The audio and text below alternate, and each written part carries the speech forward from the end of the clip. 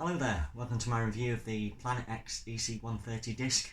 I've had the bike from you for just around a month now, so I've done just over 500 miles on it, so I thought I'd have a go at posting the review, because when I was looking into the bike I couldn't really find any reviews or much information apart from on the Planet X website about the disc brake version of this bike.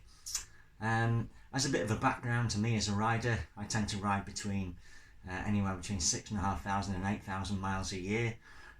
I commute regularly, I ride right the way through the winter. So, most days I'm on a bike. Up to now I've been using an airborne, just about to see it there, an airborne Zeppelin, a bike that I've had for about 8 years, and I absolutely love it. It fits me like a glove, it rides beautifully, being titanium, there are no corrosion worries. The one drawback I've had, particularly with using it through the winter, was that I was just going through wheels, so every 9 months or so I was having to replace the wheels because the rims were worn out.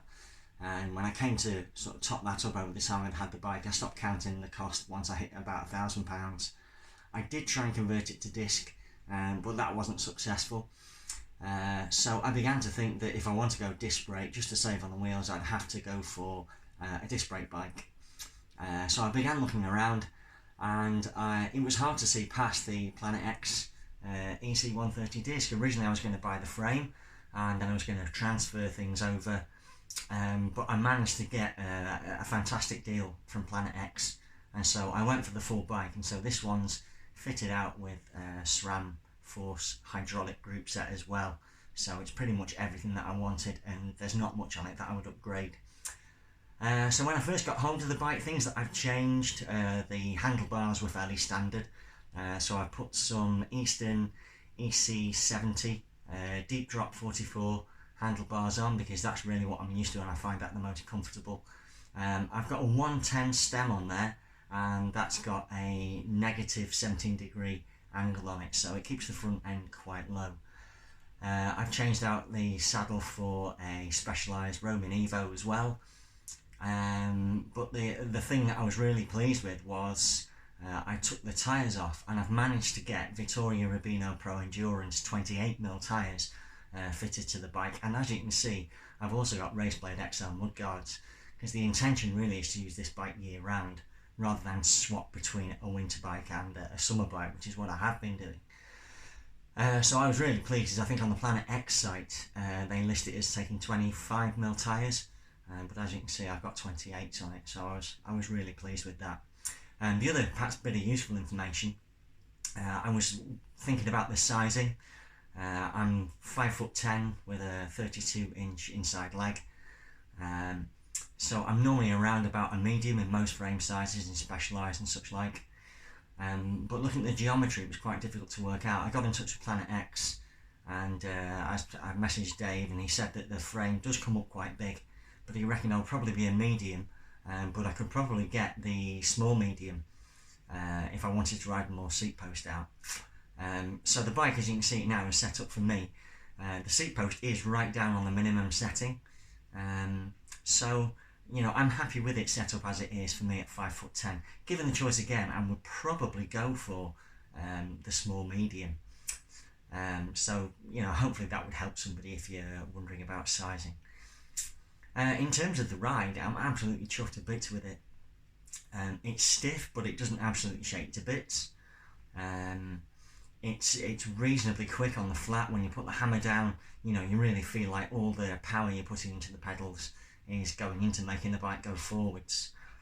Cornering, it's really rock solid cornering, and you can kind of throw it in and drop your belly onto the top tube, and it's really quite fun. It's predictable, but it's really very sure-footed, and again descending as well, it's absolutely solid as a rock. So I'm really pleased with it. I mean, I would imagine if you were so inclined, you could certainly race on a bike like this.